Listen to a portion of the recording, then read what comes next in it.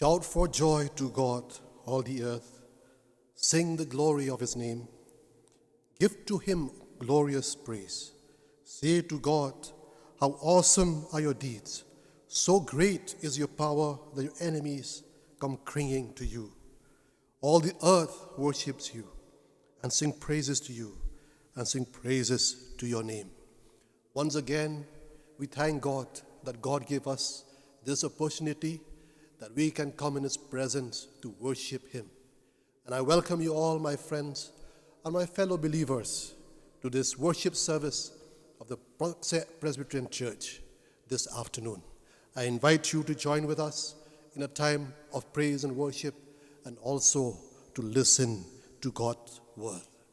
Before I hand over the time to the praise and worship team to lead us in a time of praise, and after that I will share with you from the word of God. Let us look to God in prayer. In your presence, Lord, we come before you to give you thanks and to praise you for this wonderful day that you gave us. And especially, Lord, for once again you have opened the freedom for us to worship you in our homes and in our workplace. And as we come in your presence, Lord, at this time we pray that you will be with us, that you will speak to us through your word, that we will not be left empty-handed, but we will be filled with joy and peace in our hearts. In Jesus' name we pray. Amen.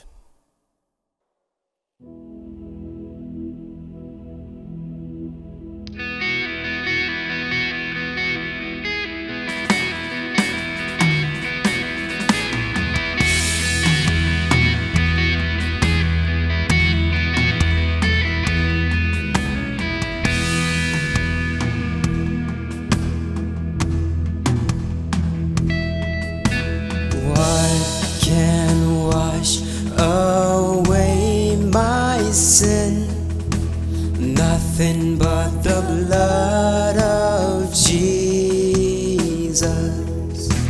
What can make me whole again? Nothing but the blood of Jesus.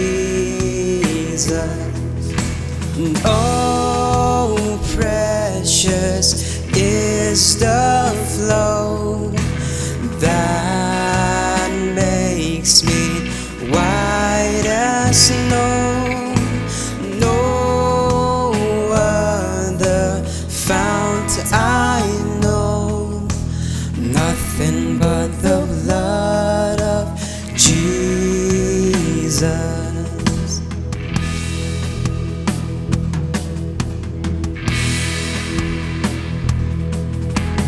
For my pardon, this I see, nothing but the blood of Jesus. For my cleansing, this my plea, nothing but the blood of Jesus. Oh, precious is the flow that makes me white as snow. No other fount I know, nothing but the blood of Jesus.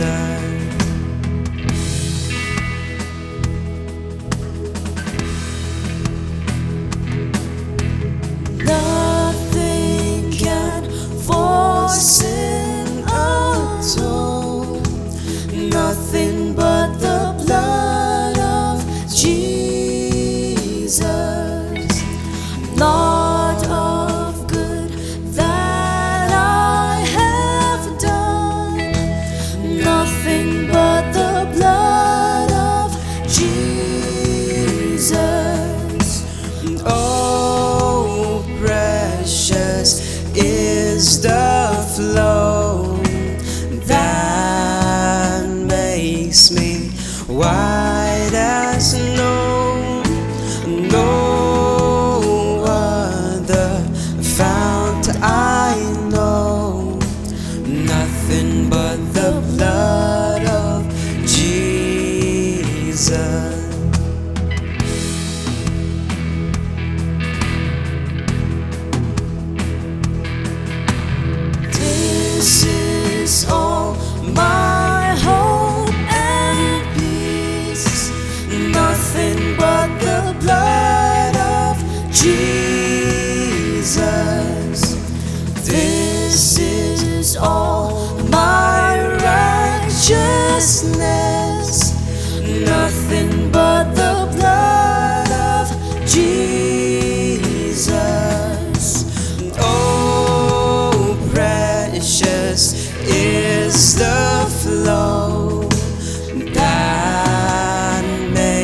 makes me white as snow.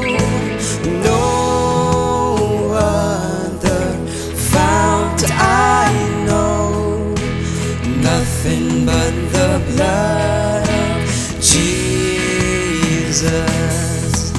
Oh, precious is the flow that makes me white as snow.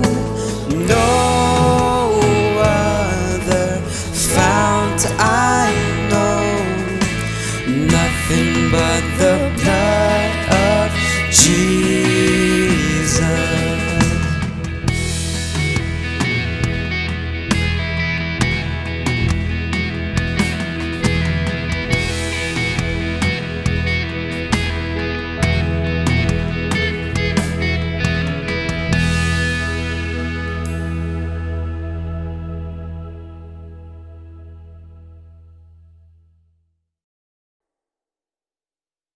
Before we hear the message from the Word of God this afternoon, let us just look to God in prayer.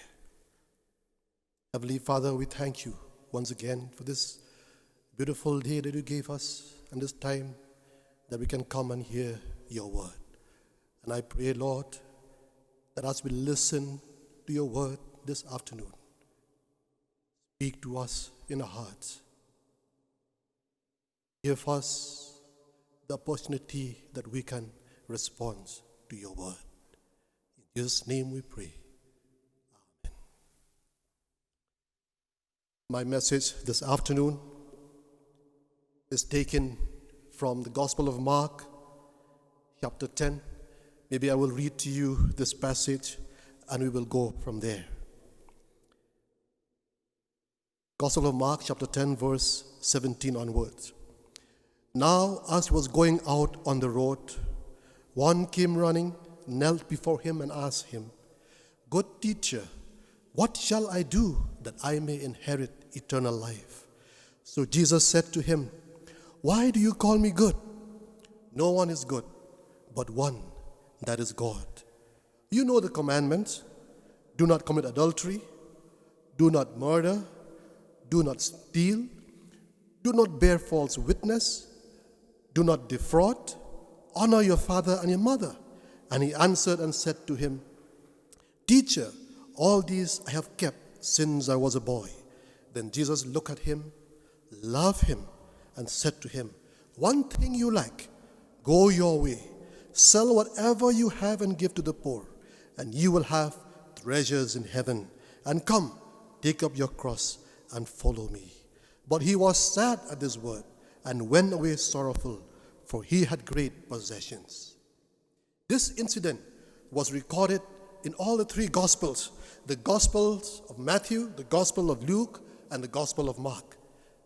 Matthew called him young, Luke called him religious leader, and Mark called him rich. He came to Jesus when he was young, when he was a young man. 30 years ago, young people don't have many questions to ask. We are happy with what we had. Information was limited, so we are satisfied and contented with what we see or what we hear. But today, as we look around us, young people and many of us sitting in our homes and in a place that we work, we have 1,001 questions in our mind, in our thoughts. Information that is available to us today is so huge that our limited mind can't even comprehend or understand even a fraction of it. And so we start asking a lot of questions. We look at the weather and we ask, what is happening to the weather? We read in the newspaper that someone young, rich, pretty, handsome commits suicide, and we ask ourselves, what is wrong with the world? Just recently, you must have heard or you must have learned that there was a suicide by a Bollywood star, and everyone was asking, what is wrong? We look at the world around us, and with all this pandemic that we face, all the economic crisis that we face, and we ask ourselves, when is this going to end? These are important questions, but not the most important question. This young man came to Jesus with a question that is so important that humanity have been asking this question since the creation of the world. In the Bible, in Ecclesiastes, the book of Ecclesiastes, chapter 12, verse 1, it says, "Remember also your Creator in the days of your youth, before the evil days come and the years draw near, when you will say, I have no delight in them." This young man knows that he needs to seek something spiritually while he was young, or otherwise, if he look back at all the years that he has lived, he will find no delight in them, no pleasures in them. All the good life, all the pleasures, all the enjoyment, he will have no delight in them. So he came to Jesus with a question. A young man, a successful young man. He came to Jesus. And his question is very interesting. In the Gospel of Mark and the Gospel of Luke, he asked this question: what must I do to inherit eternal life?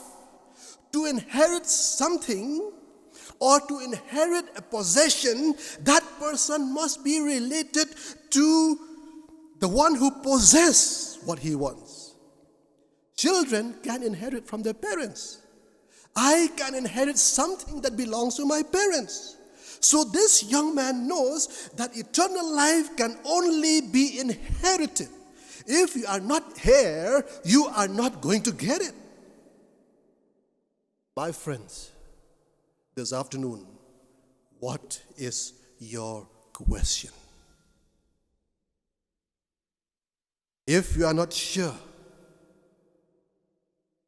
about eternity, then maybe that is your question tonight. Search yourself this afternoon and ask that question.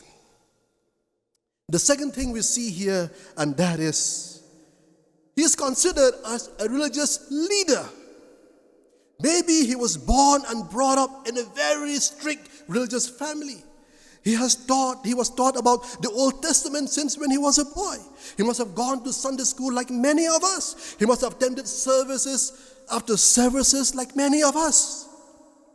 He strictly follows the rules and commandments of the Old Testament.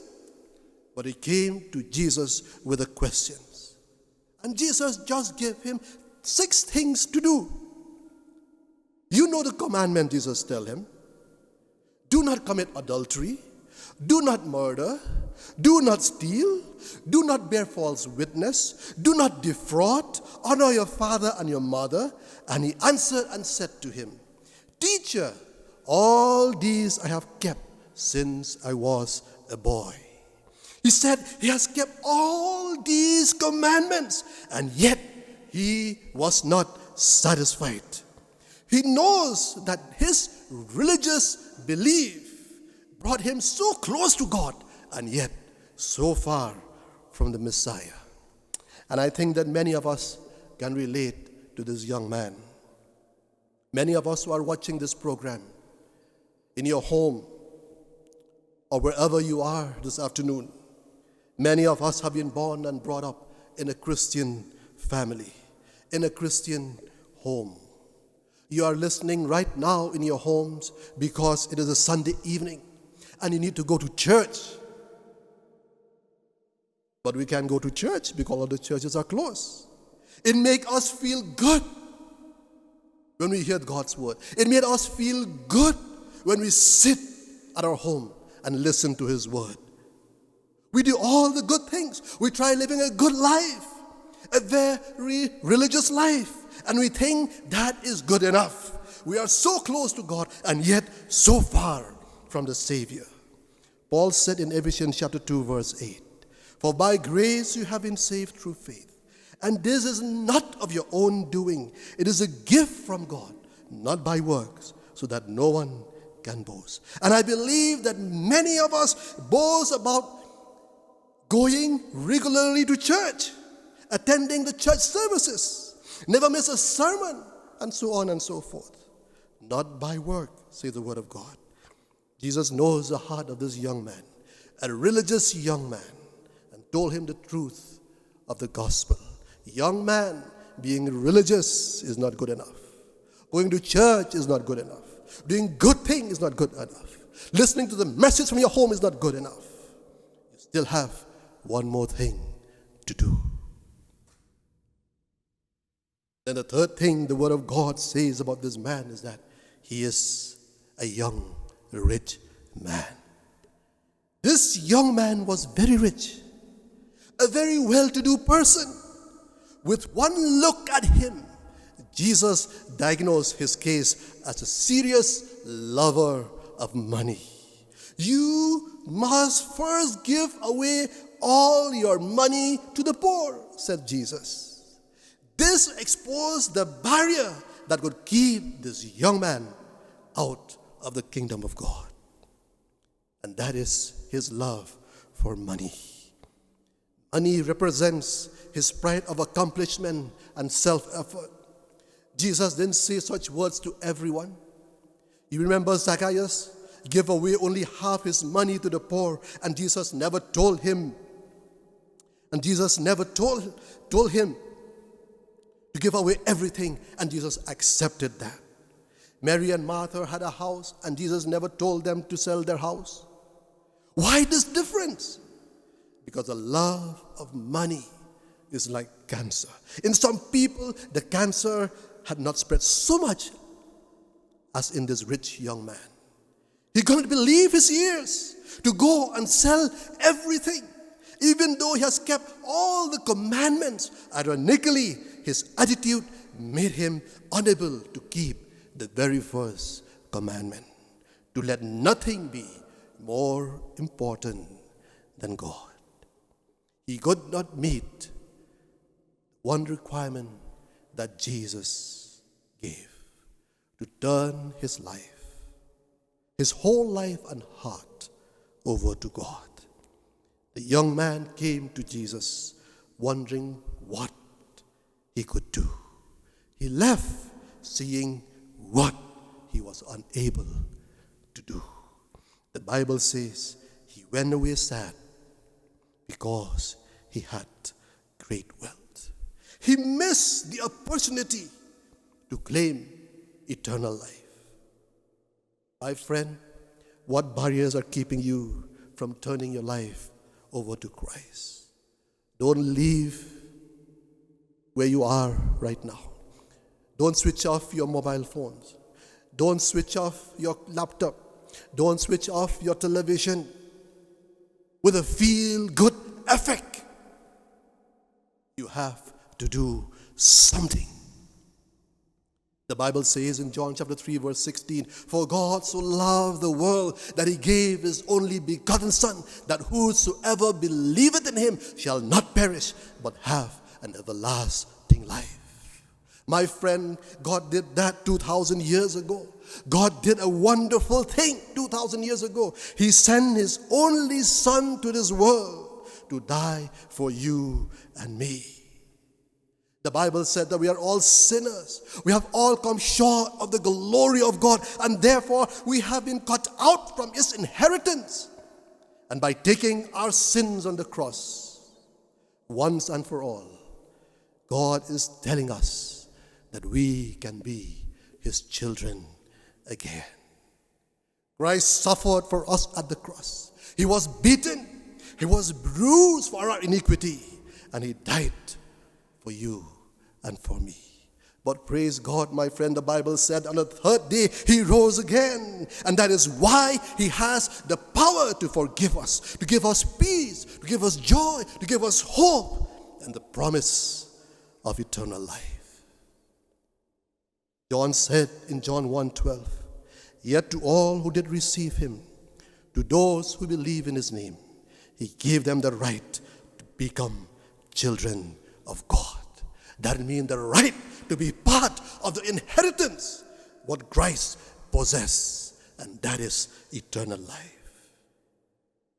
And as we close our service this afternoon, I want to invite you to take a step of faith and ask Christ to come in your life. And if you are a believer, maybe today you will start renewing your relationship with Jesus Christ. And again, confirm your inheritance in the kingdom of God. My friend, at this time, let us look to God and pray. And if you feel the need to ask this question in your life, what must I do to inherit eternal life? Then this is the moment for you to take that step of faith and ask God and ask Jesus Christ to come into your life, to confirm yourself this afternoon that you are part of the inheritance, eternal life in the kingdom of God. Let us pray. Heavenly Father, thank you for your word this afternoon. And I pray, Lord, that as many who are listening in their homes to this special program, if there's any of them, Lord, that needs you, I pray that you will answer their prayers. That you will confirm in their lives, Lord, that as I welcome you in their heart, in their soul, in their mind, that they can be part of the inheritance of eternal life in your kingdom. And for many of us, Lord, who have been a part of your family, many of us, Lord, have gone astray with all the pleasures of this world. And I pray, Lord, that you'll answer our prayers also. That today, Lord, renew us, renew our faith, renew our relationship with you. Thank you, Lord, for answers of prayer. For all these we ask in the name of our Lord and Savior Jesus Christ. Amen. And now may the grace of our Lord Jesus Christ, the love of God the Father, and the sweet communion of the Holy Spirit rest and abide with each and every one of us and with all God's children all over the world, now and forevermore. Amen.